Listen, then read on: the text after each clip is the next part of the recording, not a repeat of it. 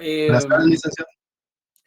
Previo a iniciar la clase voy a dar algunas indicaciones. El día de hoy vamos a tener de forma alterna también la clase de la sección C de la licenciada Juituriza. Entonces, previo, porque el ritmo pues entiendo que viene diferente, previo a poder hacer cualquier connotación referente al programa del curso, es importante que repasemos lo de la redacción notarial, porque pues ya tienen ustedes lo que son los instrumentos que tienen que redactar dentro de su prontuario.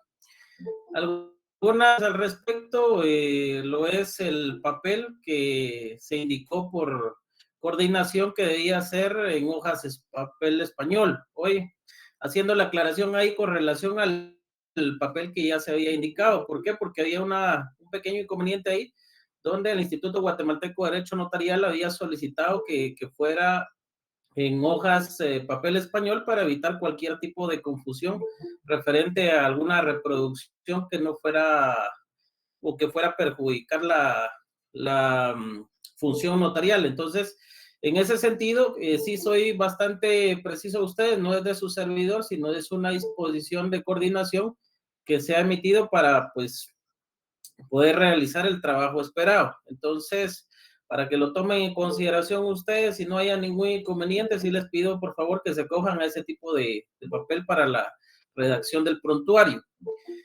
El día de hoy vamos a hacer un pequeño repaso, porque obviamente cuando yo ando ya al prontuario, pues voy a ver este tipo de situaciones y sí me interesa porque son casos específicos los que ustedes tienen.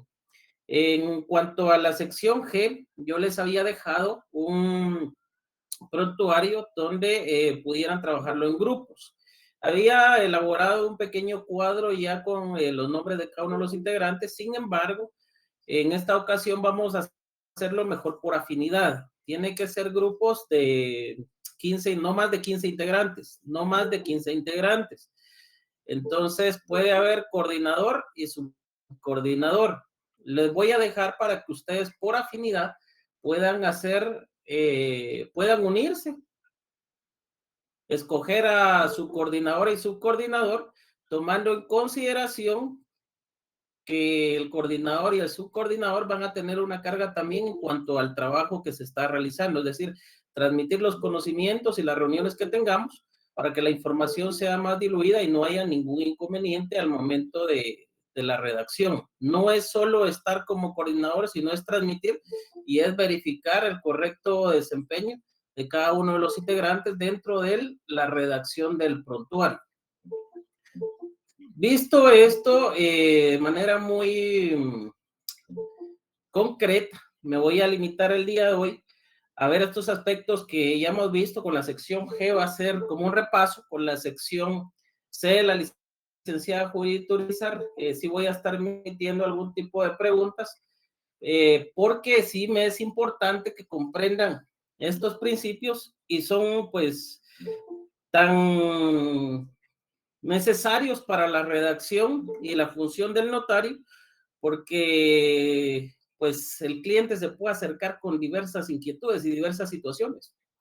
Si no manejan esto en la práctica notarial, podrían conllevar sencillamente a tener temor a redactar algún instrumento público o sencillamente a solicitar apoyo y que el apoyo esperado pues el profesional que se los dé no conozca el tema, no pueda realizarlo, y esto pueda implicar pues en bajas de trabajo para su oficina notarial, o bien que sencillamente como notarios pues tengan temor de ejercer el notariado y ya no lo decidan ustedes, ya no hacerlo.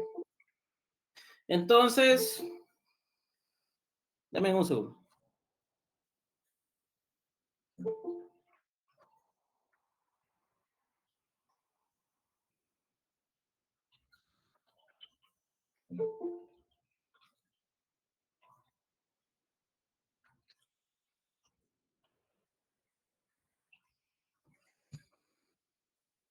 Muy buenas tardes, licenciado. Buenas tardes. Nosotros como sección C, también tendríamos que hacerlo del prontuario que usted estaba mencionando anteriormente, o solamente para las secciones que son las suyas. Disculpe la pregunta.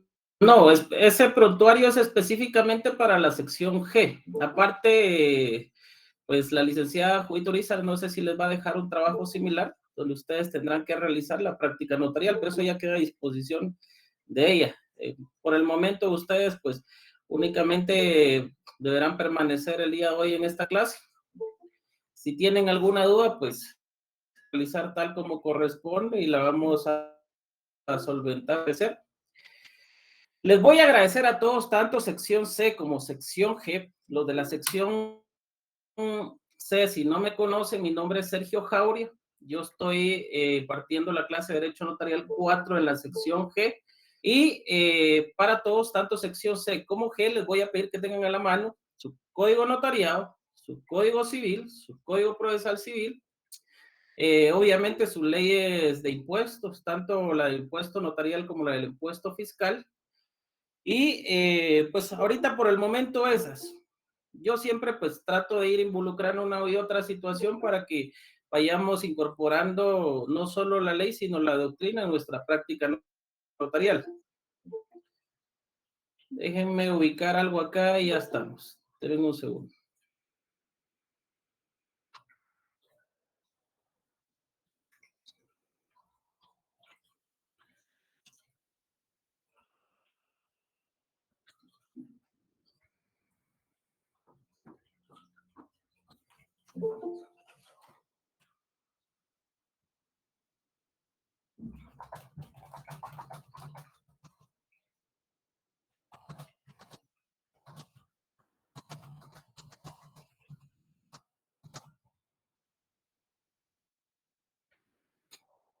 Ok, entonces el día de hoy vamos a ser bastante concretos y vamos a hacer un pequeño repaso sobre lo que ya habíamos visto en sección G. Sin embargo, pues esto considero que también ya lo han visto en la sección C a estas alturas. Si no, pues me van haciendo ustedes sus preguntas y las vamos resolviendo. Esto, Derecho Notarial 2. Derecho Notarial 2 y engrosado el conocimiento ya en Derecho Notarial 4, es decir, contratación como tal y contratos en específico y obviamente pues algunos requerimientos que nacen producto de la práctica notarial. Lo que ustedes tienen enfrente es el encabezamiento de un contrato. Siempre pues recordarán ustedes que iniciamos los presupuestos básicos de un contrato como tal. Es decir, cualquier contrato pues va a llevar la identificación de los comparecientes. Y acá nos vamos siempre al artículo 29. Una de las formas más prácticas de poder redactar un instrumento público es utilizar nuestra ley. Yo desconozco cómo les han permitiendo a sección sé el ingreso, pero sí es un poquito incómodo cuando ya hemos iniciado la después del horario, porque entonces desestabiliza a los demás, unos entran, unos salen, y yo sí les voy a pedir puntualidad para el ingreso, por lo menos el día de hoy, para que no haya ningún inconveniente. Y en cuanto a la sección G, de igual forma, porque si no es así, pues al final hay algunos que solo entran, dejan conectada su pantalla, se van a hacer otras cosas, y realmente, pues en algún momento pienso que no les interesa la clase, pero su servidor trata de darle lo mejor posible para que ustedes, pues, no solo tengan el interés debido, sino también les pueda servir ya en la práctica notarial. Entonces, vamos a, pues, a visualizar y analizar los presupuestos básicos de todo contrato. El encabezamiento sí o sí va en todo contrato, solo varían algunas situaciones. Por ejemplo, cuando hay representaciones o los elementos personales. Eso es lo que ustedes van a encontrar de diferente en este tipo de redacción. ¿Qué es lo que vamos a ver al inicio? Ustedes pueden percatarse que nuestro código de notariado establece los requisitos que deben de contener los instrumentos públicos en el artículo 29 y nos habla del número de orden, lugar, día, mes y año del otorgamiento. Tal como ustedes pueden ver, Eunice, tal vez me hace favor de ir aceptando ahí en la sección G, por favor. Gracias. Entonces, tal como ustedes pueden ver, al inicio va el número. El que vaya entre paréntesis, el número cardinal, es opcional, no es obligatorio.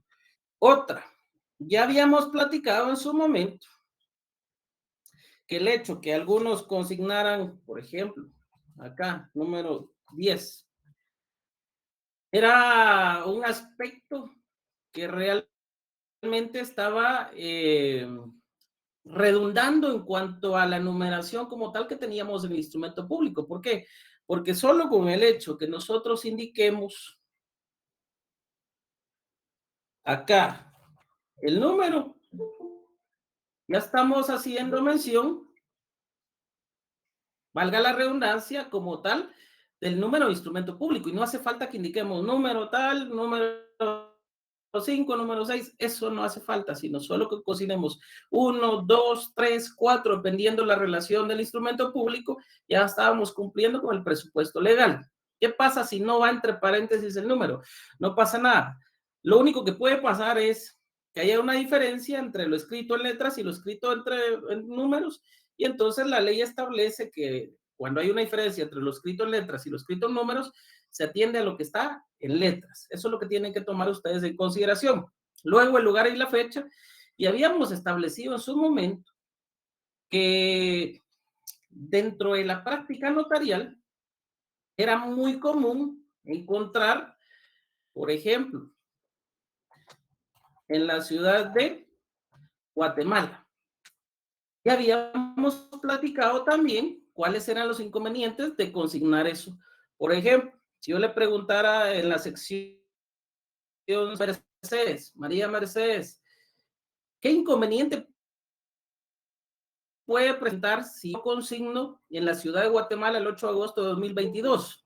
¿Qué inconveniente puede presentar dentro de la comparecencia y en qué requisito o qué requisito se incumple al consignarlo únicamente de esa forma? Bueno, estamos incumpliendo con establecer el domicilio, porque el domicilio es la circunscripción municipal y la ciudad de Guatemala es la cabecera del municipio de Guatemala, ¿no? Sí, solo aclaremos algo ahí. Solo aclaremos. Domicilio es la circunscripción departamental, no municipal. Entonces, si consignan ustedes, tal como le dijo María Mercedes, si consignan únicamente de esta forma el lugar y la fecha, lo que va a presentar es una omisión en el departamento, es decir, se incumplió con el requisito de indicar en qué departamento o el domicilio de los otorgantes, el departamento de cada uno de los otorgantes. Por eso es que una de las redacciones sugeridas normalmente era esta, es decir, atender al lugar y la fecha tal como corresponde, y obviamente pues dentro de la división de Guatemala podemos encontrar municipios, bueno, veámoslo desde acá a la escala superior, departamentos, municipios, aldeas, caseríos, ¿sí? Para que lo tomemos en consideración. Estos aspectos son tan fundamentales porque si nosotros incumplimos o omitimos un requisito, lo que puede causar es que este instrumento público vaya a tener algún inconveniente por causa de nulidad, que alguien quiera atacar ese instrumento público por haber incumplido con uno de los requisitos establecidos en el artículo 29. Ojo con eso. Y alguien me dirá, analizar el texto sin el contexto realmente, pues se sale la comprensión en sí del derecho. Claro, pero el derecho notarial es formalista y el código notariado realmente contempla el derecho de formas. Nosotros lo que estamos haciendo es atendiendo a la ley, no nos estamos saliendo ahí. Decir que debemos atender al contexto puede llevar a una interpretación diferente por cada una de las personas que van a pretender un derecho y máximo en la vía procesal. Por lo tanto, para evitar este tipo de situaciones, es mejor si nos concretamos a la ley y mientras más certeros somos nosotros, más seguridad jurídica y, de hecho, la certeza jurídica de la cual impregnamos este instrumento, pues va a llevar la confianza de nuestros clientes, y no solo eso, sino también va a permitir que este instrumento pues cumpla y surta los efectos legales esperados por las partes. Otra de las cosas, cuando nosotros pues ya individualizábamos a las partes, acá si algo se pueden dar cuenta en la sección C es que yo no utilizo tantas mayúsculas. ¿Por qué yo atiendo a no utilizar tantas mayúsculas? Porque dentro de la práctica notarial se tiende al abuso de mayúsculas.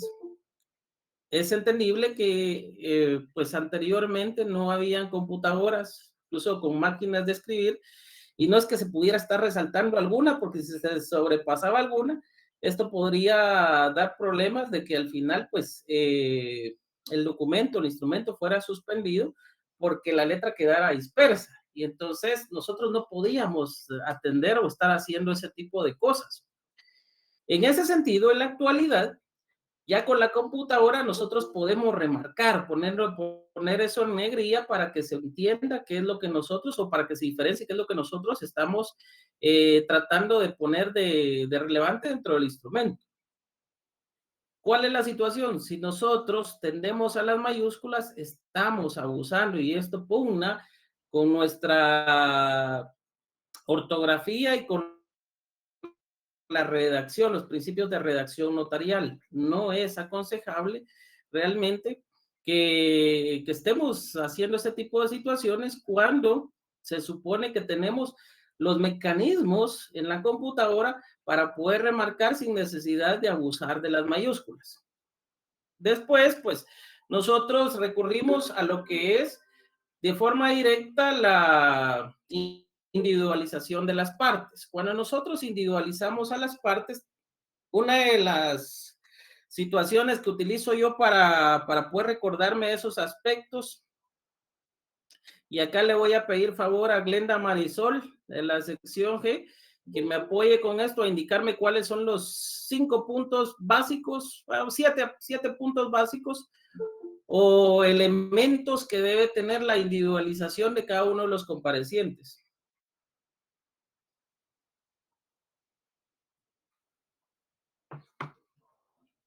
Glenda Marisol.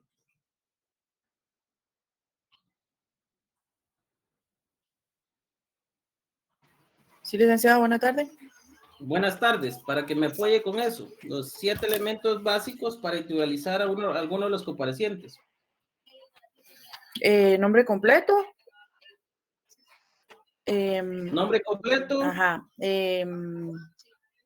Edad. Quitemos el nombre. Okay. Recuérdense de este aspecto básico. Primer compareciente, ¿cómo les dije que se iba a llamar? ¿Se recuerdan de Blancanieves? ¿Quién no ha escuchado el cuento de Blancanieves? Blancanieves. Blancanieves. ¿Y cuántos enanos tenía Blancanieves? 7 enanitos. 7 enanos. Entonces, Blancanieves va a ser el nombre de nuestro primer compareciente, y 7 enanitos van a ser los elementos que van a individualizarlo. Blancanieves, el nombre. Quitemos la edad, el estado civil, la nacionalidad, profesión, oficio, domicilio, elemento personal, no.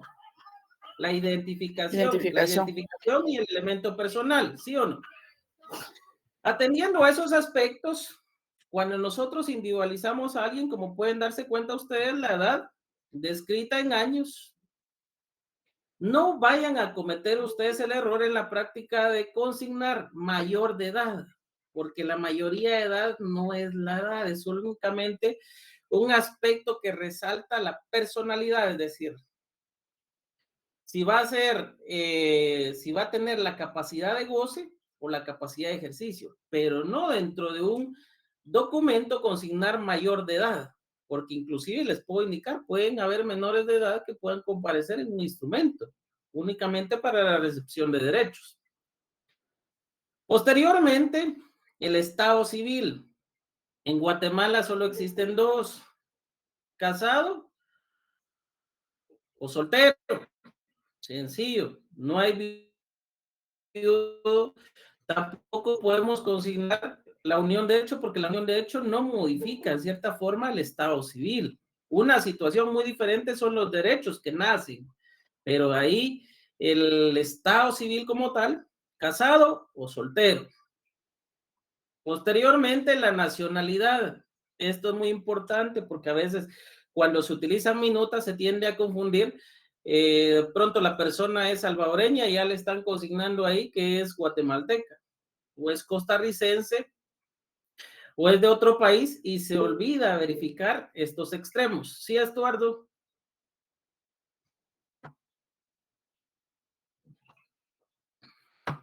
Buenas Estuardo, tardes. Una pregunta con el tema de lo que usted hablaba sobre la unión de hecho. Originalmente en el DPI, ¿cómo se debería consignar? ¿Como soltero? Al final de cuentas, solo va a ser como un generador de derechos al momento que fallezca esa persona. O sea, ok, veámoslo de forma diferente. Una cuestión es en el DPI, porque si ustedes se dan cuenta, le pregunto, Estuardo, ¿usted que realmente como solo existe? ¿Usted ha tenido en sus manos un documento personal de identificación de una persona unida de hecho?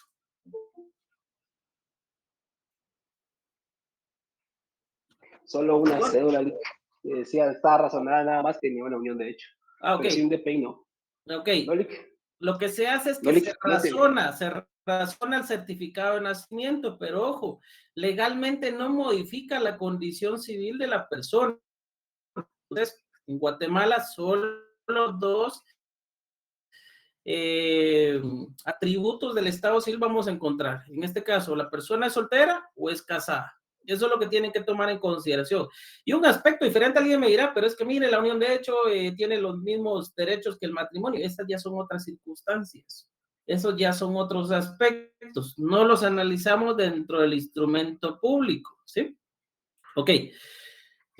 Para continuar. Posteriormente, la nacionalidad y después la profesión u oficio. Abogado, notario, ¿qué otro podemos encontrar? Ingeniero, secretario bilingüe, carpintero. Y alguien... Sí, Sergio. Buenas tardes. A mí me surge una duda con respecto a la nacionalidad cuando usted mencionaba personas que fraccionan un instrumento público aquí en Guatemala. En este caso, cuando esta persona goza de doble nacionalidad, salvadoreña y guatemalteca, se consigna el número de identificación personal que le extiende el RENAP, o bien su pasaporte de licenciado. Donde tenga su domicilio. Si esta persona, pues recuérdese que está domiciliada acá en Guatemala, normalmente deben de tomar en consideración que cuando hay extranjeros residentes, el RENAP residente le está diciendo que vive acá, es decir, que acá tiene su domicilio. Entonces es factible que consigne el número del documento personal de identificación de acá porque se entiende que acá tiene su domicilio. Caso contrario, si no tuviera su domicilio acá, sería improbable que tuviera, sería improbable porque les digo, a mí no me ha pasado, pero puede darse el caso. Sin embargo, si no tiene su domicilio acá, yo lo que hago es consignar el pasaporte, el número de pasaporte, porque es del lugar donde tiene su domicilio, ¿sí? Entonces, ahí ya cambia. Ok, estamos ahí, ¿verdad? Perfecto, licenciado, muchas gracias. Ok. Ok, veamos un aspecto acá entonces. Ya pasamos, llegamos a la profesión. Alguien mira, ama de casa también es una profesión increíble, pero una ama de casa realiza trabajos en el hogar y todo eso pues se debe de contemplar, por lo cual pues no se sale el parámetro de profesión u oficio, es decir, a lo que se dedica. Posteriormente encontramos el domicilio. Domicilio deben de tomar en consideración alguien, mire licenciado, pero si yo quiero consignar al inicio únicamente en la ciudad de Guatemala o en la ciudad de Quetzaltenango, no hay ningún problema siempre y cuando en el domicilio haga la relación del departamento, con domicilio en el departamento de Guatemala, con domicilio en el departamento de Chimaltenango, en el departamento de Quetzaltenango. Si hace eso, evita esa omisión. Sí, pero hace, recae en la omisión de ese requisito. ¿Sí? Eso es lo que deben de tomar en consideración. ¿Por qué motivo yo sugiero la redacción al inicio? ¿Por qué?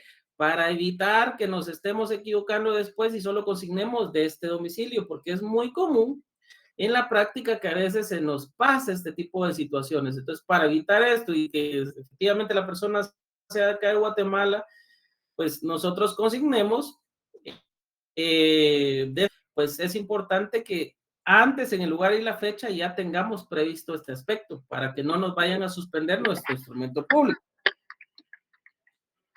Tomado esto en consideración, cuando pasamos, no me voy a detener tanto en esto porque son aspectos que ya hemos visto, pero veámoslo así.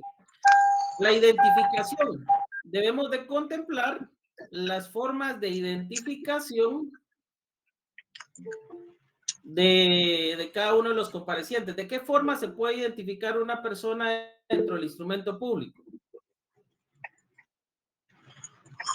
Persona de mi conocimiento, por medio de dos testigos o su personal de identificación.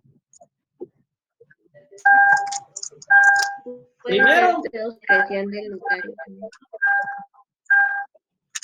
documento personal de identificación.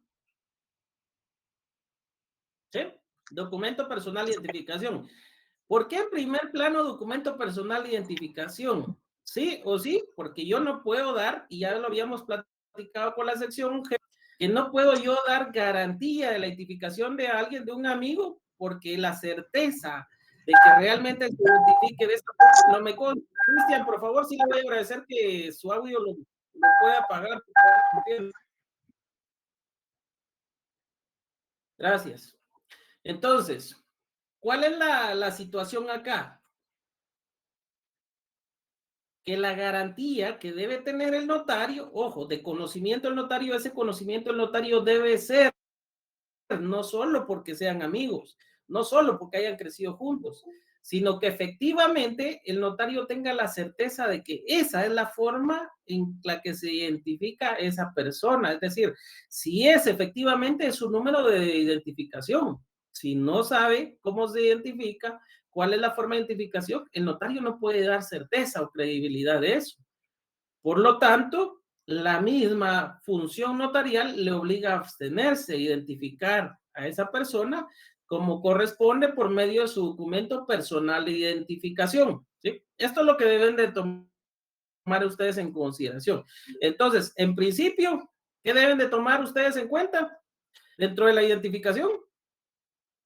Documento personal de identificación. Si no lo tuviere, porque no fuere guatemalteco, pasaporte.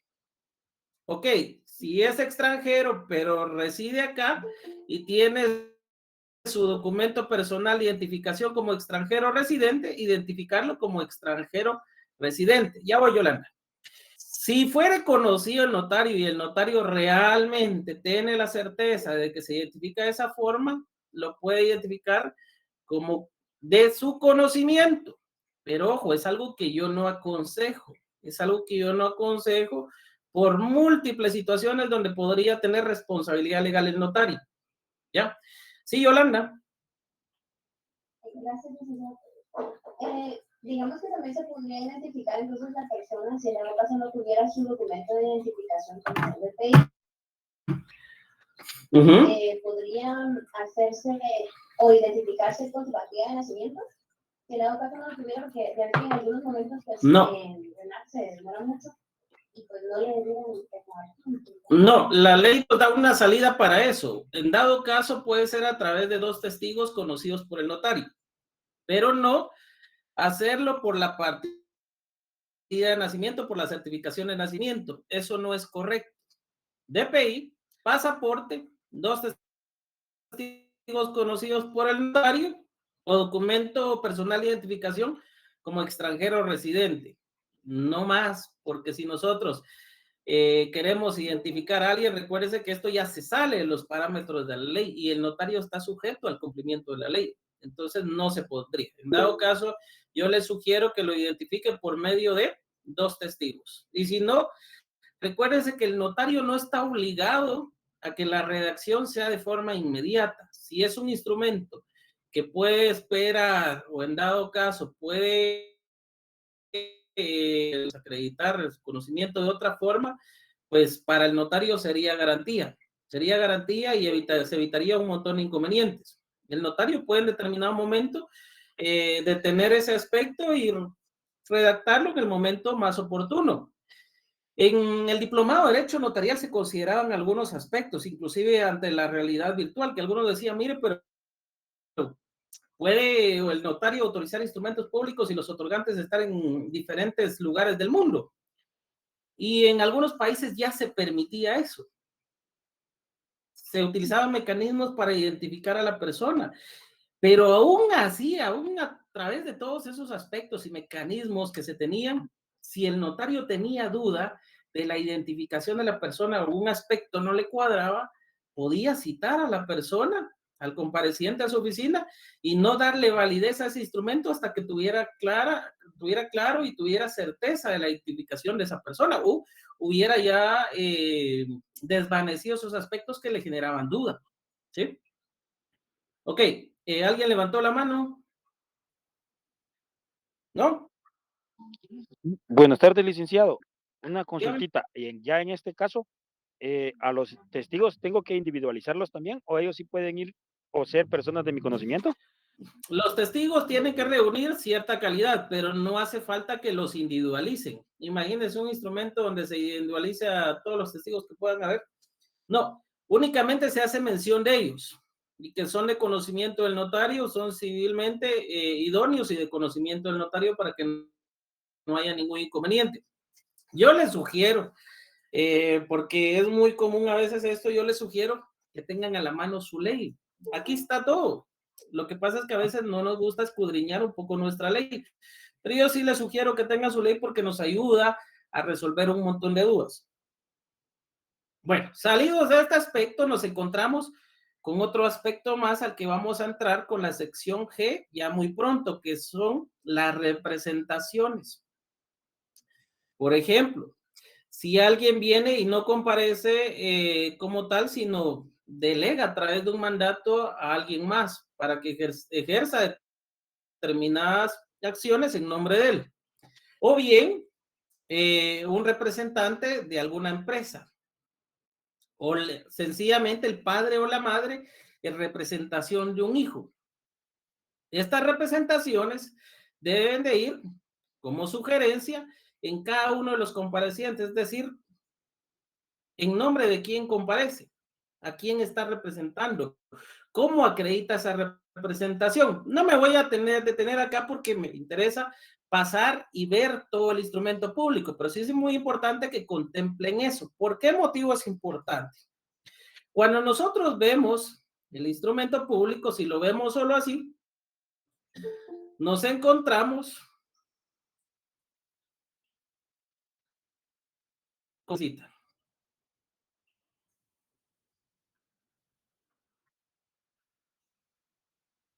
Vamos a ponerle este color.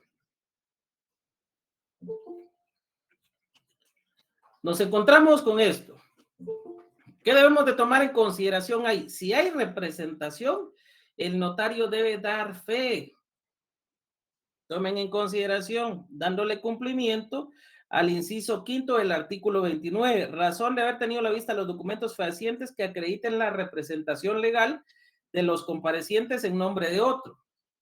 Es decir, hago constar que la acreditación que se ejercita es suficiente de conformidad con la ley y a mi juicio para el otorgamiento del presente contrato. ¿Sí? Esa es una redacción sugerida.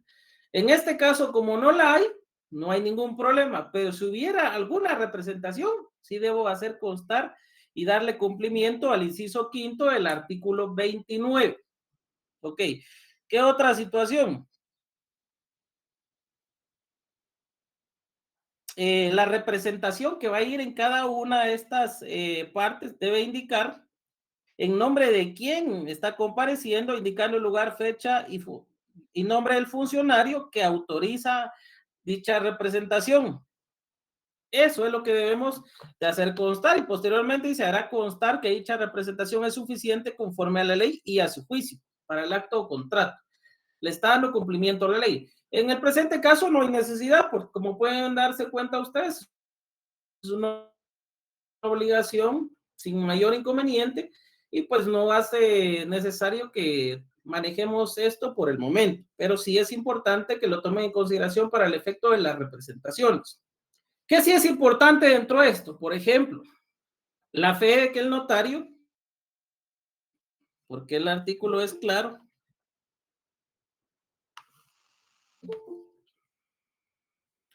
cuando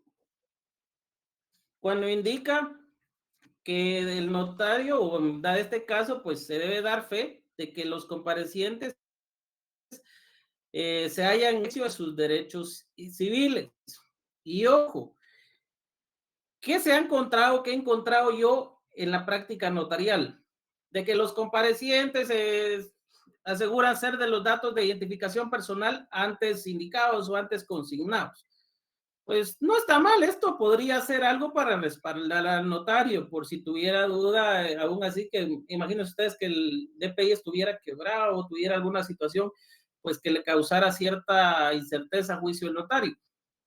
Yo les pediría que se abstuvieran si hubiera una duda realmente fundada sobre la identificación de alguno de ellos, pero si desean ustedes plasmarlo en el instrumento, lo pueden hacer. ¿Cómo van a resguardarse ustedes? Esto no lo obliga la ley, pero sí lo pueden dejar ustedes, primero, de que los comparecientes le aseguran al notario, me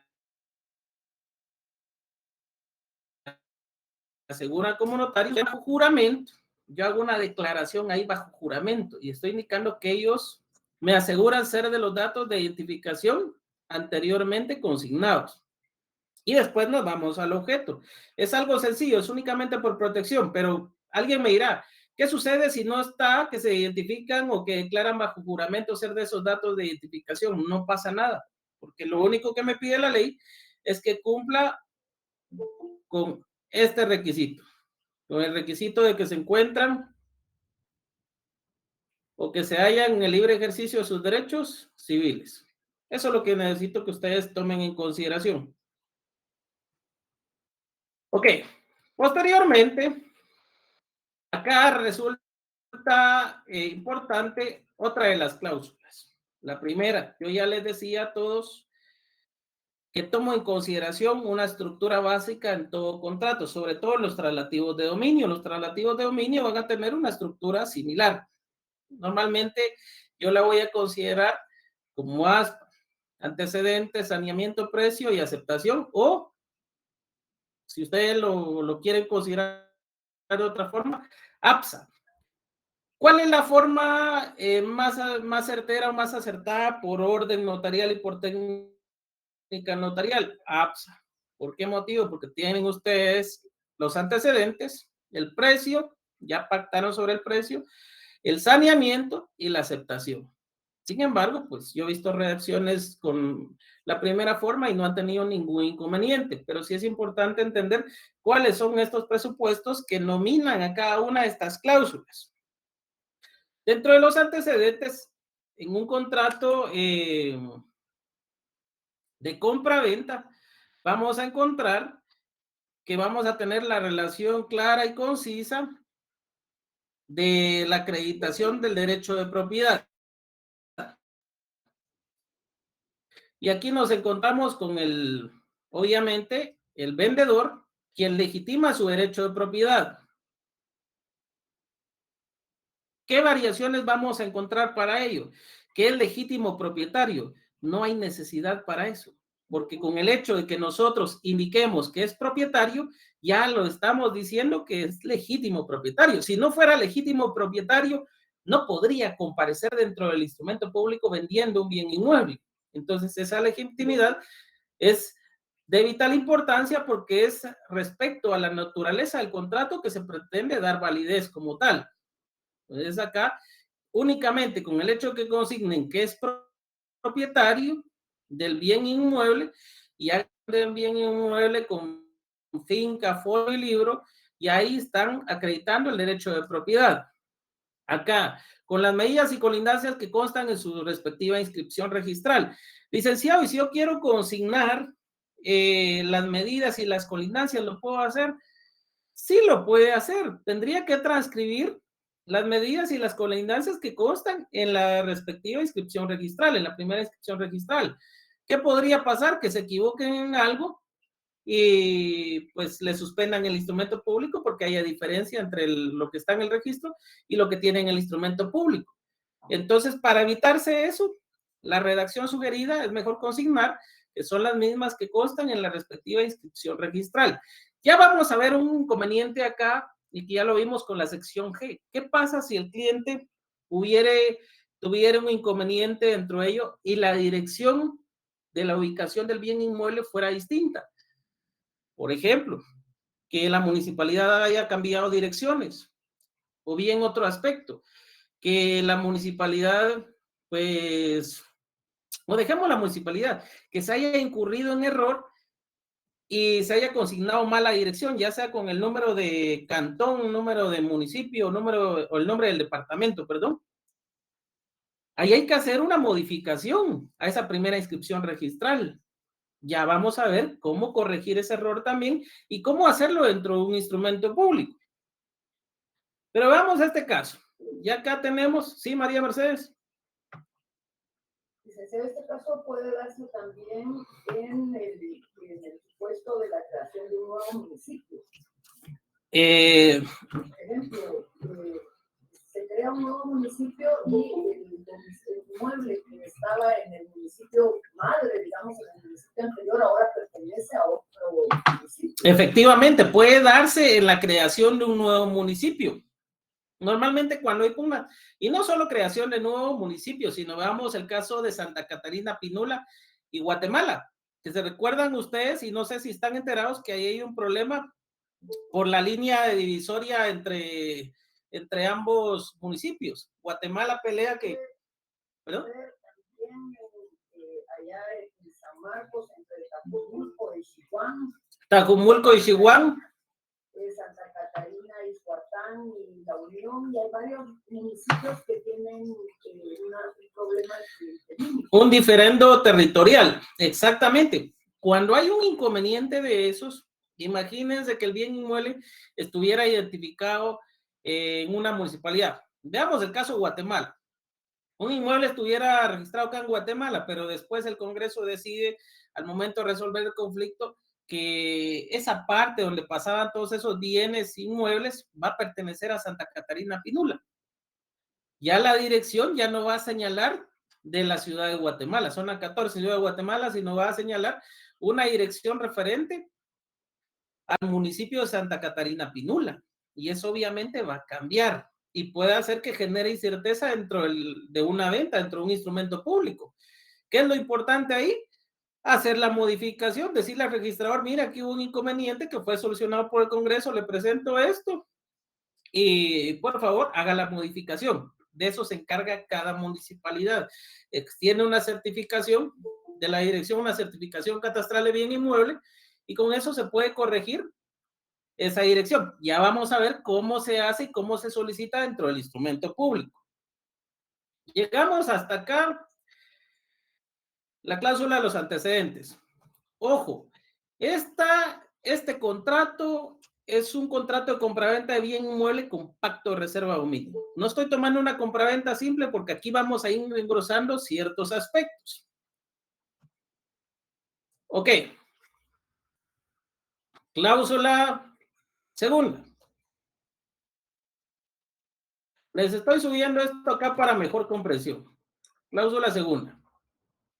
Y aquí vamos a encontrar las estipulaciones. Dentro de las estipulaciones, cuando nosotros nos vamos al contrato de compra-venta, y esto ya es directamente el contenido así del contrato, obviamente vamos a observar el derecho de formas, pero lo importante es atender en sí a los contratos como tal, del 1834 en adelante, compra-venta por abonos con o sin reserva de dominio. ¿Esto qué infiere? Cuando nosotros vemos la teoría de los derechos reales, la propiedad contempla diferentes poderes. El uso, goce y disfrute del bien, que en resumidas cuentas lo vamos a tener como el usufructo. De igual forma, la enajenación y la reivindicación, que van a ser poderes jurídicos que se van a plasmar únicamente a través de la ley. Y esto con la nueva propiedad. Tanto el usufructo como la nueva propiedad contemplan la diversidad de poderes o facultades que comprende la propiedad o que integran o que permiten que ese derecho de propiedad se pueda dar en su forma completa, ¿sí?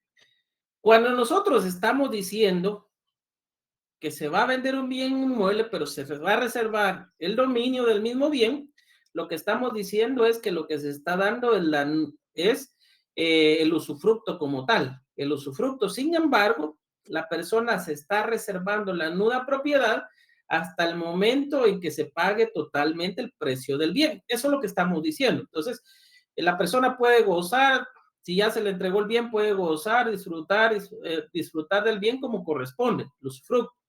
Pero la nuda propiedad la va a tener todavía reservada o va a tener esa facultad reservada el propietario hasta que no se le pague la cantidad pactada del bien.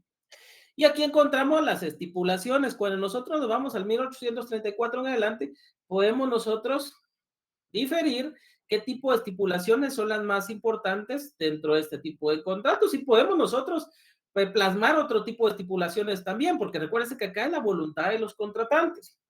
Sin embargo, ¿cuáles son las que vamos nosotros a considerar como importantes?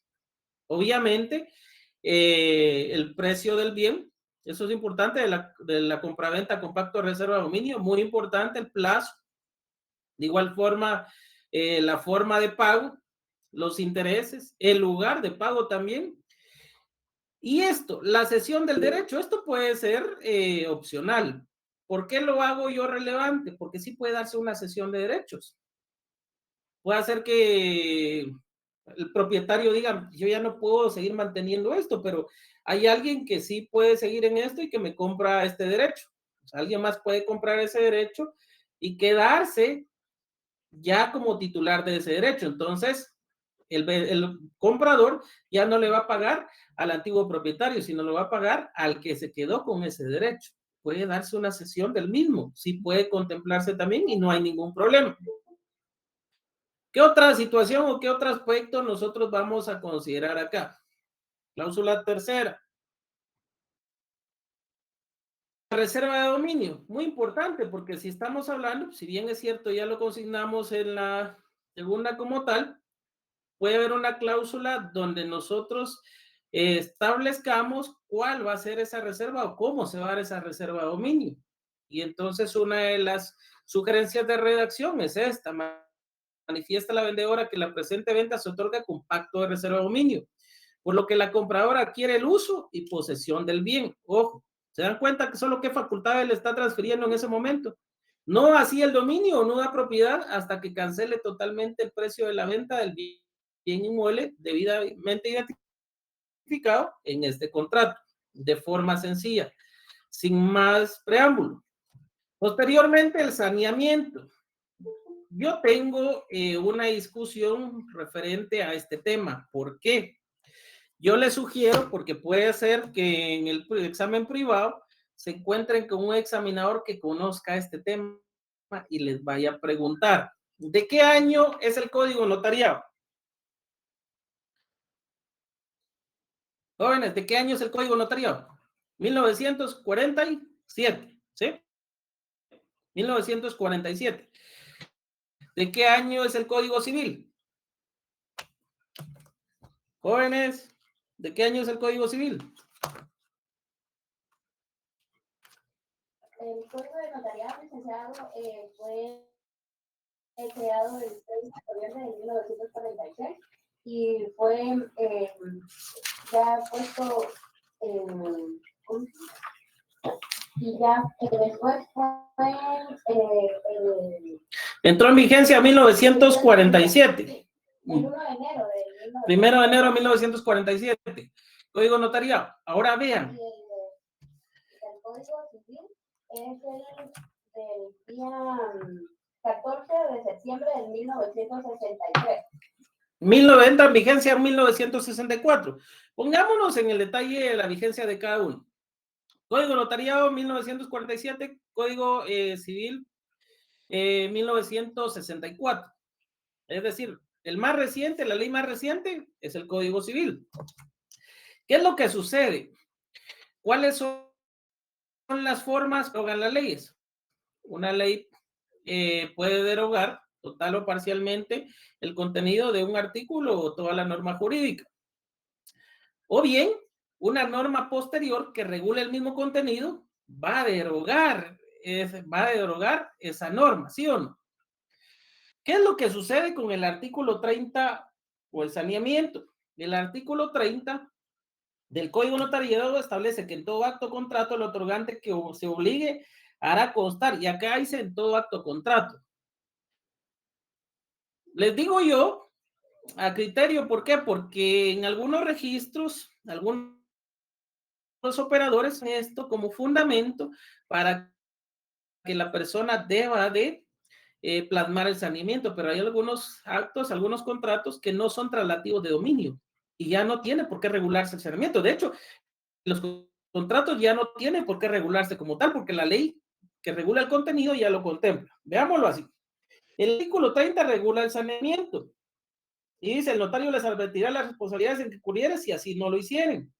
Pero ojo, cuando nos vamos al Código Civil, el artículo 1543, si ustedes pueden ubicar el 1543, y si quieren, en el 30 anoten el 1543 y en el 1543 el artículo 30, y si quieren ustedes pónganle una calaverita ahí, y van a encontrar que el enajenante está sujeto al saneamiento por evicción o por vicios ocultos, en todo contrato oneroso en que se transfiere la propiedad, la posesión, el uso, goce o disfrute de una cosa. En los contratos gratuitos no está el saneamiento, es decir, en una donación, recuérdense que cuando es a título gratuito, el donante no está sujeto al saneamiento, y sin embargo, criterio de algunos registros o algunos operadores es que existe el saneamiento, pero la ley es clara al indicar en la donación que el saneamiento le corresponde al donatario, más no al donante. ¿Ven qué confusión y qué contrariedad puede darse cuando no se atiende a la ley? Por eso es importante. El artículo 30 ya se encuentra derogado porque una norma posterior acogió el contenido de este artículo. Entonces no puede obligarse básicamente a las personas, o no puede constar esto en el contrato porque ya hay una norma posterior que regula lo concerniente al saneamiento. Y la redacción sugerida, pues, porque si no lo hacen así, le suspenden el instrumento público y ya no se lo operan, pues es importante que ustedes la conozcan. Una de las redacciones que yo sugiero es esta: que sobre el bien inmueble escrito en la cláusula primera no pesan anotaciones, limitaciones o gravámenes que puedan afectar los derechos de la compradora, por lo que el notario le advierte las responsabilidades legales en que incurriere si lo declarado no fuera cierto. Artículo 30, y están cumpliendo con la ley. Aunque, tal como ya les he dicho, pues esto a juicio de su servidor ya se encuentra derogado. Entonces no tendría por qué estarse discutiendo referente a este aspecto. Y nos vamos a una cláusula sexta. ¿Qué sucede cuando a solicitud de los requirientes han medido el bien inmueble y dice, mire, la construcción tiene tanto, pues aquí hay también una construcción posterior y ya aquí están los planos, y de pronto se les ocurre a ellos decir, mire, nosotros queremos que los planos estén protocolizados, que nos protocolice también los planos. Algunos notarios proceden a hacerlo en otro instrumento aparte, hacer un acta de protocolización. Pero hay dos formas, para que ustedes lo comprendan, dos formas de protocolizar instrumentos en el protocolo, ya sea en el mismo instrumento público donde es necesario o en un acta de protocolización. ¿Cómo se hace? La acta de protocolización, ustedes ya la van a manejar y no hay ningún problema. Pero acá, esto para muchos es nuevo. Lo hacen a través de una protocolización, pero manejada a través de una cláusula. ¿Cuál es la forma? La misma que si estuvieran ustedes utilizando el acta de protocolización, solo que acaban de redactar el contenido. A solicitud del otorgante se procede a protocolizar el plano del bien inmueble relacionado a la cláusula primera de este contrato, donde constan las medidas y colindancias elaboradas y todo lo concerniente. Entre qué hojas de papel protocolo va a quedar integrado este plano o estos planos, dependiendo cuánto sea, ¿sí? Sin ningún inconveniente. ¿Ven ahí? Es lo mismo, solo que lo hacen dentro de una cláusula. ¿Qué otro aspecto? Cuando nos vamos a entender los detalles de un contrato, podemos encontrarnos con clientes que nos dicen, sí, mire, licenciado, pero fíjese que la verdad es que yo quiero poner ciertas condiciones para poder ver que se lleva a cabo este contrato, porque yo realmente sí quiero que cuide el bien inmueble. Y si no lo cuida y no me llegara a incumplir y me lo vuelve a dañado, pues yo salgo perdiendo. Entonces, mejor para evitar, sí me gustaría que usted pusiera ciertas condiciones dentro del bien para poderle, previo a que el contrato surta sus efectos, para que el comprador pueda tomar posesión y uso del bien inmueble. Perfecto. Plasmemos una condición suspensiva para que el comprador, previo a entrar en uso y posesión del bien, la cumpla, y si no la cumple, no puede entrar en uso y posesión del bien. Condición suspensiva. Se lo estoy explicando de manera rápida porque sección G, esto se los expliqué un poco más detallado, condiciones suspensivas, condiciones resolutorias, y yo me imagino que para ellos esto ya es más fácil.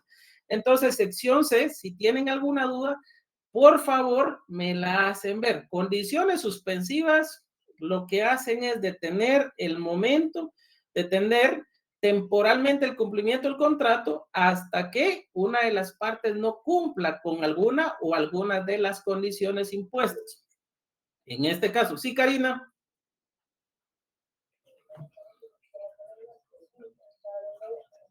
Solo hable un poco más fuerte porque no le logro escuchar acá.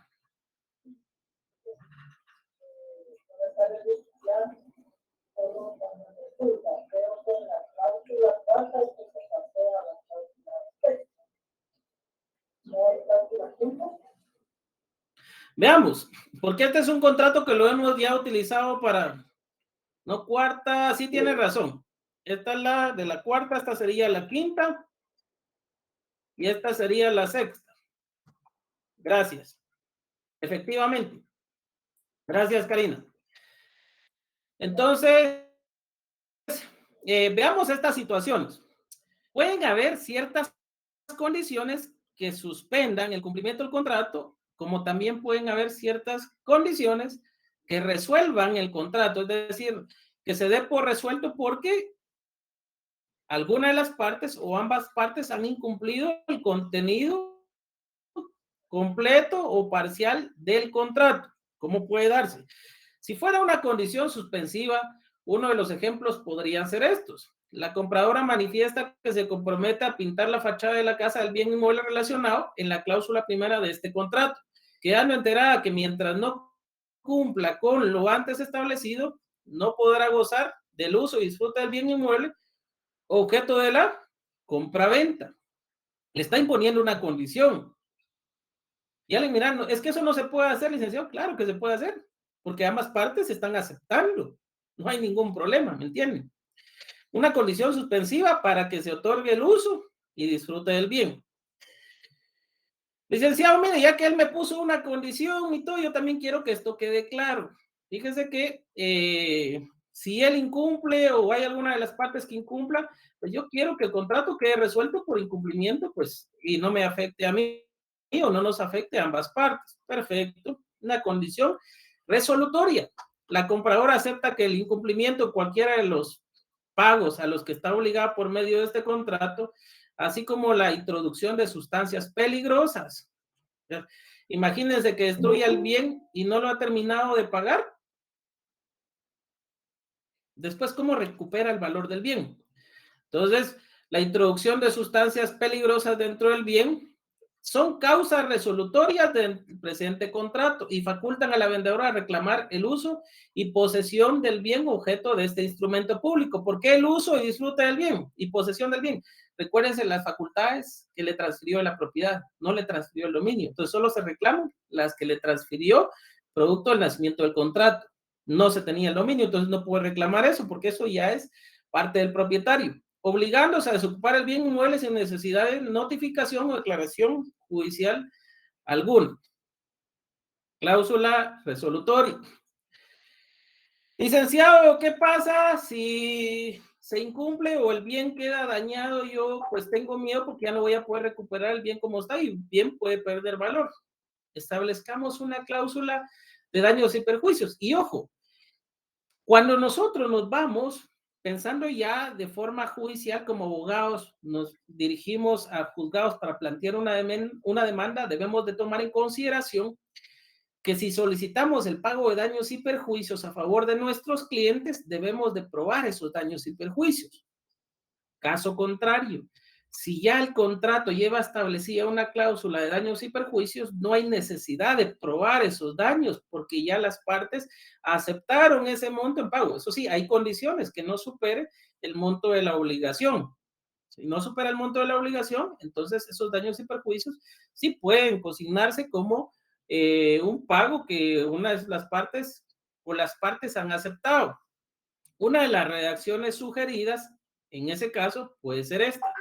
Las partes acuerdan que por cualquier causa de incumplimiento del presente contrato, imputable a cualquiera de ellas, la parte culpable deberá pagar en concepto de daños y perjuicios la cantidad de 50,000 quetzales en un solo pago, los cuales, si no se hicieran efectivos voluntariamente, facultan a la otra parte para solicitarlos judicialmente. ¿Ven? Muy importante. ¿Qué otra situación vamos a encontrar acá? Acá no le pongamos atención ahorita al número de cláusulas porque ya vimos que hay una diferencia ahí, tal como lo hacía ver la compañera. Veamos el contenido. Cuando vemos la siguiente cláusula, podemos encontrarnos con una renuncia al fuero del domicilio. ¿Por qué es importante esto? Para sujetar a una persona a un lugar para el cumplimiento de una determinada obligación. Si la persona, imagínense que se encontrara a otro lado y después tiene que plantearse la demanda, imaginemos en Petén, en Chiquimula, en otro lado, sería complicado para alguna de las partes que se planteara en lugares diferentes y no pudiera al final dirimir con tranquilidad ese juicio.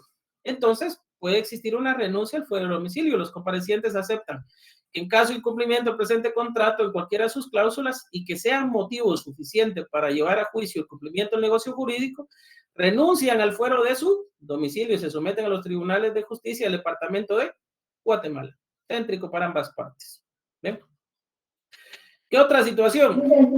¿Sí? Perdone, en palabras sencillas y más, ¿cómo lo puede explicar la renuncia al fuero del domicilio? Renuncia al fuero del domicilio es, no quiero que el día de mañana me vayan a salir con una jugada de que me tienen que demandar en Petén porque yo vivo en Petén, o porque una de las partes se encuentra en Retabuleu, en Tecumumán. Imagínense la distancia. En palabras sencillas es ambos mejor para evitar que usted me vaya a querer perjudicar o que yo le vaya a querer perjudicar. Mejor pongamos un punto céntrico. Si usted vive acá en Guatemala y yo ahorita vivo acá en Guatemala, sometamos cualquier discusión a los juzgados, si la hubiere, a los tribunales de acá de Guatemala, el departamento de Guatemala. Entonces, si yo me voy a vivir el día de mañana a Petén, no me va a tener que ir a buscar a Petén para demandarme. Es decir, no me van a obligar a que la demanda se inicie en Petén, sino yo he aceptado que sea acá en Guatemala. ¿Sí? ¿Esto para qué se hace? Para dirimir conflictos de jurisdicción, de competencia en materia de juzgados. ¿Ya me entienden? Cuando veían ustedes procesal civil. ¿Se recuerda ustedes que si no podía conocer este juzgado porque no era el competente, lo remitía al otro, el otro se podía poner en discusiones? Imagínense cuánto tiempo podría llevarse esto. Algo que puede solucionarse si nosotros establecemos esta cláusula. ¿Estamos ahí? Okay. Sí. Puede haber también, imaginemos, y esto se puede dar por protección de alguna de las partes. Imaginemos que lleguen ustedes, se hizo el contrato de compraventa, todo bien, el vendedor recibió el dinero cuando llevan el testimonio de la escritura pública al registro de la propiedad, sucede que lo suspenden. Suspenden el testimonio y el vendedor, bueno, suspenden eso, lo supo el notario hasta que fue a recoger el testimonio suspendido. Pero el vendedor se percató de eso y todavía vio la semana siguiente que todavía tenía la propiedad. Se emborrachó, se metió a deudas, vio que todavía permanecía su nombre. Vino, buscó a alguien más y vendió la propiedad. O veamos, no ese caso, sino la esposa se asustó y le dijo, mira, mejor donar el bien, ella sin saber de la compraventa. Donar el bien a uno de tus hijos o a alguien más, mira que lo merece, nos ha ayudado, esto y lo otro. En cualquiera de los casos. Y transfiere el bien a nombre de alguien más. Va esta persona, lleva su testimonio al registro de la propiedad y esa persona sí se lo opera. Nosotros con este contrato venimos, lo llevamos al registro de propiedad, nos lo suspenden, el notario viene, corrige o subsana los requisitos en que hubiere los problemas o el inconveniente que haya tenido y ya dirige el testimonio como corresponde al registro de la propiedad y cuando llega se lo vuelven a suspender porque el enajenante ya no tiene derechos inscritos sobre la finca, obviamente porque ya anteriormente ya dispuso del bien. ¿Qué hacen ahí? ¿Cómo protegen esos derechos?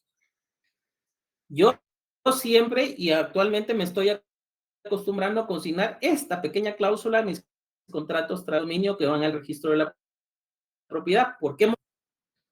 Porque esta cláusula me ayuda que si hay algún requisito en que se haya omitido, yo lo pueda subsanar durante un término de 30 días, término durante el cual el registro de la propiedad me va a anotar preventivamente esta inscripción. Es decir, no se va a operar nada más ahí hasta que yo haya cumplido con ese plazo para subsanar ese requisito. Es decir, la persona, el vendedor pudo haber venido alguien más, llegó con su testimonio, pero no se lo van a operar. ¿Por qué? Porque yo tengo una anotación preventiva. Por eso es necesaria esta cláusula, una anotación preventiva que es permitida de conformidad con el artículo 1149, inciso quinto del Código Civil. Cuando nos vamos a este artículo 1149, vamos a ver que en el inciso quinto podrán obtener anotación de sus derechos, sus respectivos derechos, obviamente una anotación preventiva, el que presentare título cuya inscripción no puede hacerse definitivamente por faltas que sean subsanables en el término de 30 días, pasados los cuales la anotación se tendrá por cancelada. De hecho, 30 días de gracia tengo para subsanar eso. Entonces, yo sí me estoy acostumbrando a plasmar esta cláusula para proteger los derechos de mis clientes. No hace falta que transcriba lo que dice el artículo, pero sí que lo mencione y hacerle la solicitud al registrador tal como ven acá para pues evitar que alguien más venga y opere un nuevo título de enajenación y que al final despojen a mi cliente de su derecho. Eso sí debo de tomarlo yo en consideración. Ok. Y posteriormente, la cláusula de la aceptación. Es importante que la compradora acepte el pacto de compra-venta, es decir, la forma en que se le está dando la compra-venta y que ambos comparecientes acepten también el contenido del contrato. Y posteriormente nos encontramos con el cierre. Dentro del cierre, ¿qué es lo que debemos o qué aspectos debo de mencionar yo acá? Que tuvo a la vista los documentos personales de identificación, pero más importante, el título con el cual acreditó el derecho de propiedad y de qué forma consistía. Si no lo hice ver, pues en qué forma consistía ese título mediante el cual se acreditó el derecho de propiedad. ¿Qué otra? Los efectos legales del contrato. Y esto que es relevante dentro del cierre, que el notario advierta a los otorgantes de la obligación relativa a la inscripción del testimonio en el Registro General de la Propiedad, porque esa obligación no es del notario, sino es de los otorgantes. Ellos son los que tienen que presentar el testimonio, no el notario. Luego que leyó lo escrito a los otorgantes, quienes enterados de su contenido, objeto, validez y demás efectos legales, lo aceptan, ratifican y firman. ¿Qué otras cosas pueden darse en este contrato? Veámoslo así. Voy a presentar otro contrato acá. El contrato que ya hemos visto, que es el de uso y habitación.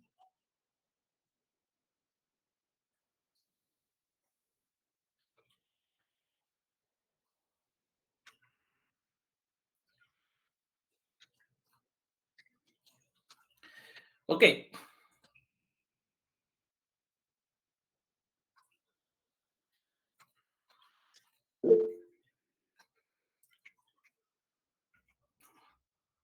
Sí pueden ver el contrato que está ahí, ¿verdad? El caso hipotético. Sí, Sí se mira un poco pequeño, si lo pudiera ampliar, se lo agradecería yo encarecidamente. Con gusto.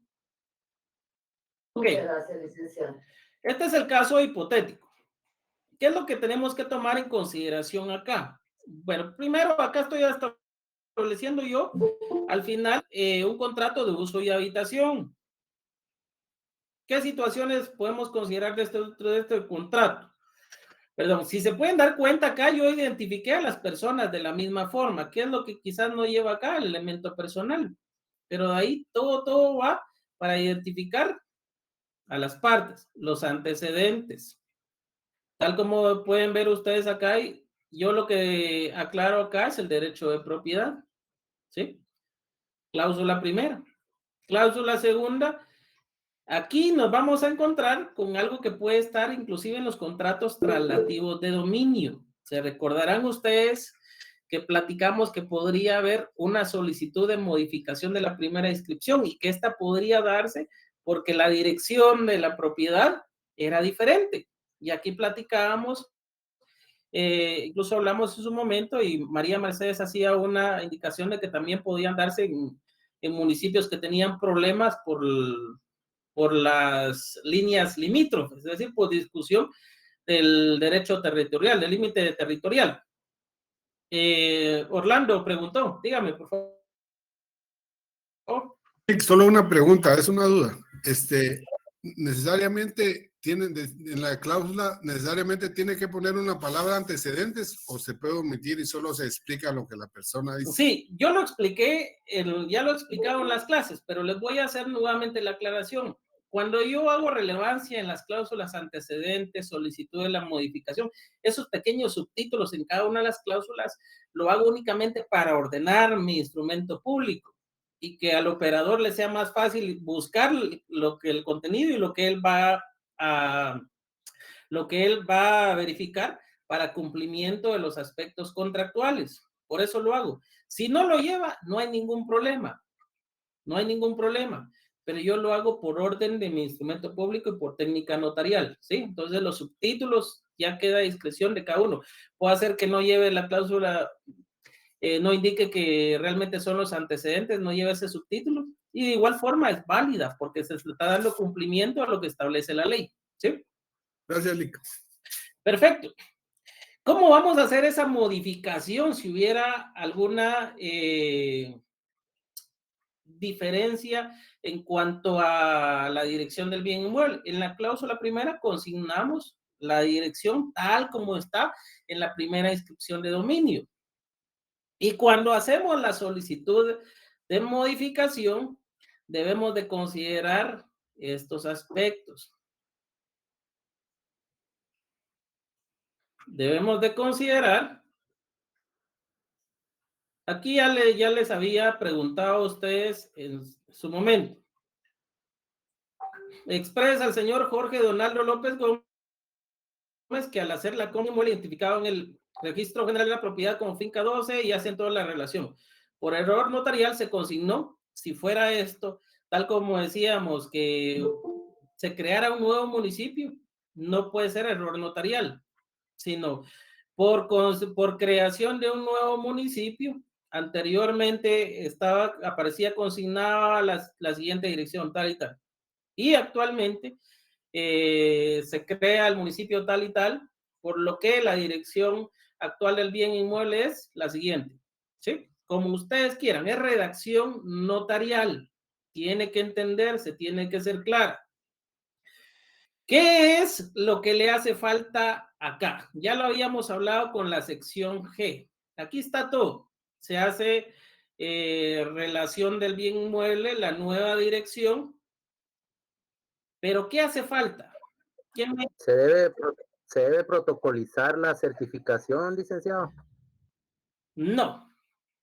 Vayámonos al artículo 1130 y si quieren en el 1130, en el inciso B, le anotan modificación de la primera inscripción de dominio, modificación de la primera inscripción de dominio.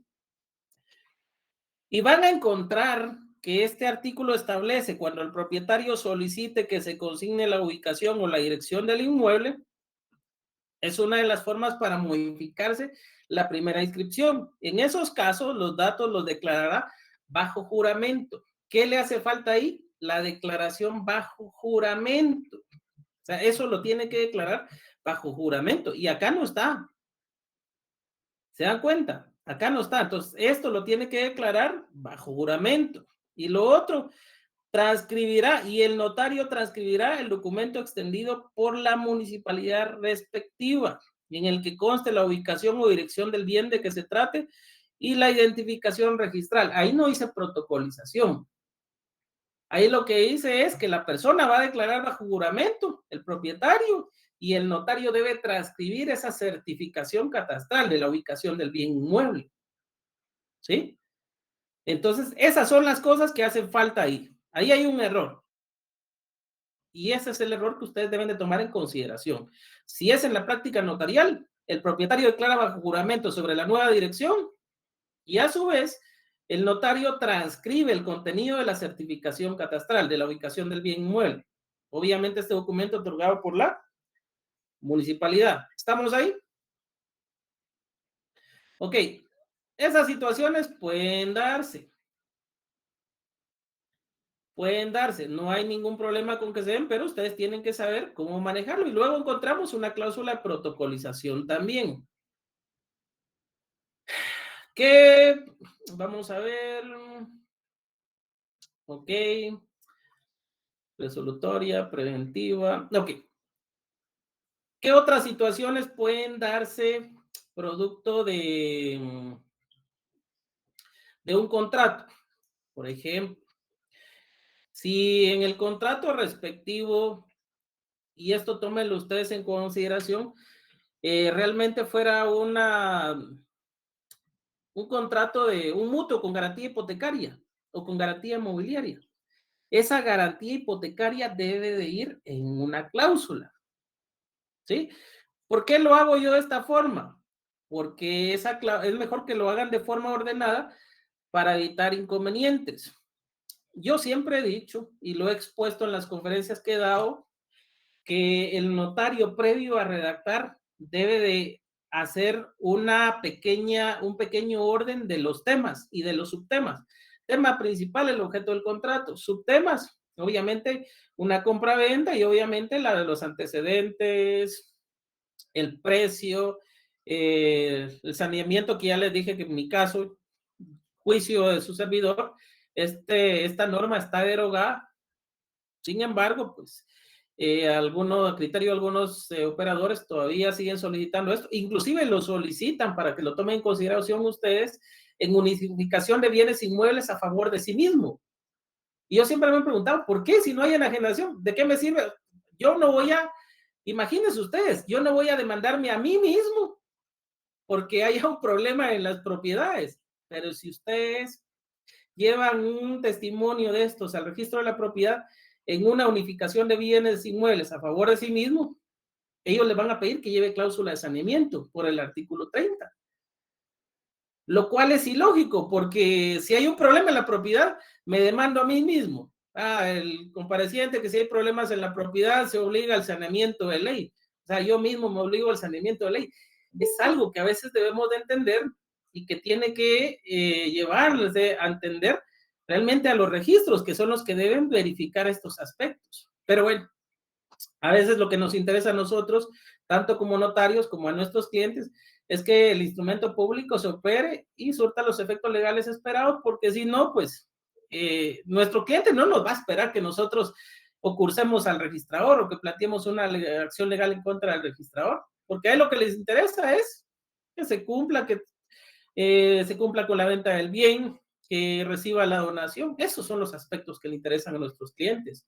Muy difícilmente nos van a entender, es que mire, yo quiero pelear sus derechos. En la práctica no se da así, pero nosotros como profesionales sí debemos de entender estos aspectos. Entonces, puede llevar una cláusula de constitución, garantía hipotecaria. ¿Qué otra situación puede darse también? En la práctica, por ejemplo, dependiendo del contrato, imaginemos un caso de un contrato de obra o de empresa. No solo puede llevar la cláusula indemnizatoria, sino también, veámoslo así, puede hacer que lleve una cláusula que sujete a la persona al cumplimiento de una obligación, no en un departamento, sino en determinado lugar. Es decir, la dirección, que no se cambie la ubicación, determinados aspectos diferentes, pero que ya son producto de la voluntad de las partes. Con esto no les quiero decir que ahí termina todo el clausulado, puede haber más dependiendo de la necesidad de los clientes, pero estas son las circunstancias básicas con las cuales se puede encontrar afuera y que les va a ayudar a resolver muchos problemas y que va a evitar que les dé miedo el derecho notarial. Obviamente, cumplimiento de los requisitos previos y posteriores que en determinado momento van a ver. Yo infiero que derecho notarial 1 y 2 ya lo tuvieron que haber visto, pero si no, pues en algún momento vamos a hacer un repaso. Estoy viendo si lo podemos transmitir por Facebook y que lo puedan ver, pero es importante que estos aspectos sí los comprendan. Para los de la sección G ya tienen estos contratos y ya le han ido haciendo modificaciones de conformidad con las cláusulas que hemos realizado. Con la sección C voy a ver si lo sintetizo y se lo remito a su catedrática, a la licenciada Juitoriza, para que se los pueda hacerle llegar y ustedes analicen ese contrato. Les va a servir para la práctica notarial y créanme, tal como yo les decía, no lo van a encontrar en muchos libros. Esto solo es práctica notarial y ya es práctica notarial avanzada. O lo van a ver en una maestría o lo van a ver en un doctorado, pero difícilmente lo van a encontrar en la licenciatura. Entonces, hay que aprovechar estos conocimientos. Juan Argueta, ¿tiene alguna duda ahí que tiene levantada la mano? Buenas noches. Buenas noches. Mi pregunta es, si una finca, por ejemplo, que está hipotecada, ¿es posible que el propietario pueda vender a través? Con la hipoteca, sí, vean, con la hipoteca sucede algo diferente, porque una hipoteca a favor de un particular o a favor de un banco, eso tienen que separarlo ustedes. Los derechos reales en Guatemala son números cláusulos, no números apartos. Debemos sujetarnos a lo que establece la ley. En el caso de la hipoteca, sin embargo, por ejemplo, la hipoteca impregna sus propias facultades. La hipoteca no despoja al propietario de su uso, goce y disfrute, incluso del dominio y la reivindicación del bien. Esas son las facultades de manera genérica. Pero en Guatemala, esas facultades van a permanecer para el propietario con todas sus facultades, siempre y cuando la hipoteca esté a favor de un particular. Es decir, el propietario puede vender el bien, que de todas maneras, siempre y cuando el comprador pues acepte que ese bien tenga hipoteca, ¿va? Porque si no se somete al saneamiento de ley. Pero ojo, lo puede hacer sin necesidad de que lo autorice el acreedor particular. Pero en caso de los bancos funciona de manera diferente. Si fuera un banco, el acreedor debe solicitar la autorización del banco para que pueda realmente disponer del bien. Si no, no lo puede hacer. Ahí hay una limitación al derecho de propiedad. Para mí, el banco, con su garantía hipotecaria, ya tiene sus propias facultades. Igual si la persona lo vende y no paga, el banco ejecuta la garantía y recupera el bien, no importando a nombre de quién esté. pero el banco se está involucrando dentro de las facultades del derecho de propiedad. Imagínense que la persona lo quisiera vender porque le pagan mejor y con eso pagar la hipoteca. Pero al no permitirlo y al meditar el requerimiento de ellos, realmente limita las facultades del derecho de propiedad.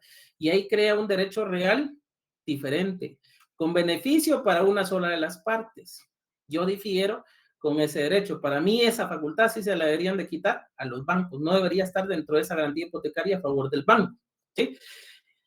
Esa es consideración particular de su servidor. Entonces, si fuera particular, sí lo puede hacer. Si es un banco, va a necesitar la autorización del banco. Si no, cuando llegue al registro de la propiedad, se lo van a limitar y le van a suspender el testimonio. Ok. ¿Qué otra situación podría darse? En el caso de las ventas, puede venderse un derecho de usufructo. Puede enajenarse un derecho de usufructo, sí puede hacerse. Pero eso sí, imagínense los contratos celebrados con alguien que solo tenga el usufructo.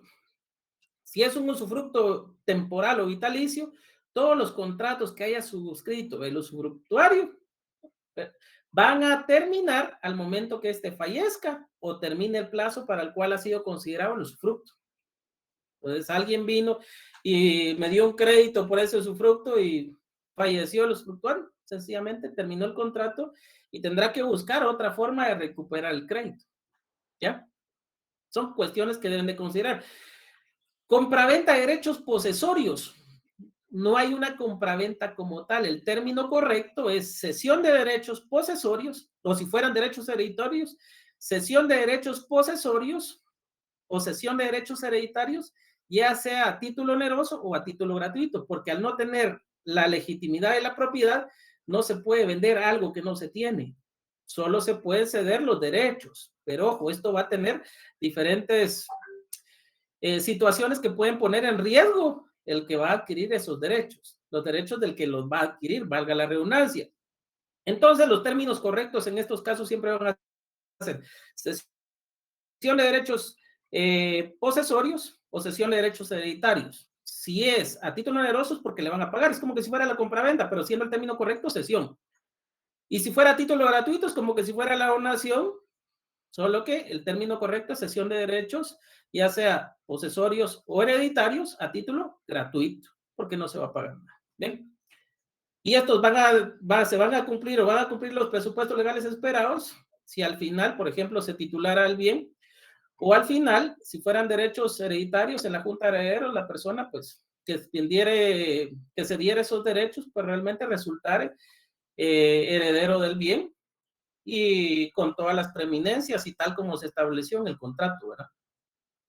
Estamos ahí, una duda más y nos retiramos por la hora y los dejo entrar a su próxima clase. Yo espero que les haya ayudado ambas clases, sección G y C, esta unificación que acabo de hacer, porque lo vimos de forma separada, ahorita forma un poco más acelerada, pero ya espero que en su redacción les vaya a facilitar y cualquier duda, pues ya la vayamos dirimiendo en estos días.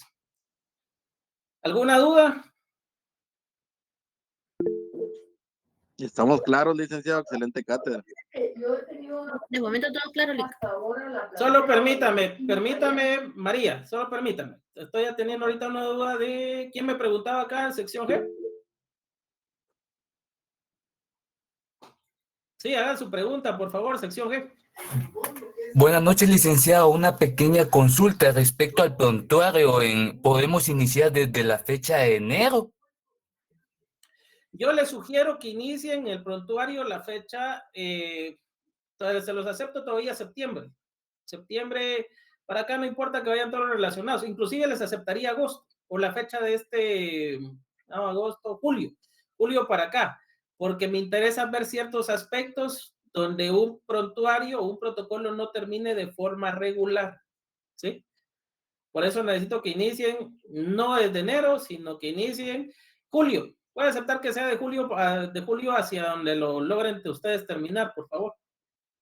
Muchas gracias. Disculpe, fíjese que yo lo inicié el 16 de septiembre, no hay ningún problema. No hay ningún problema, ahí estamos. Gracias. Bueno, entonces, sección C, María Mercedes, haga su pregunta, por favor. Sí, en el momento de protocolizar algún documento como los planos que hablaba usted hace un momento, cuando vamos a foliar el protocolo, ¿forman parte de la foliación? Forman parte de la foliación. Así es, María Mercedes, porque se está protocolizando, forman parte de la foliación. Ajá. Solo consignamos los números de las hojas de papel sellado especial para protocolo, entre los cuales Exactamente. se produce el documento y a la hora de foliar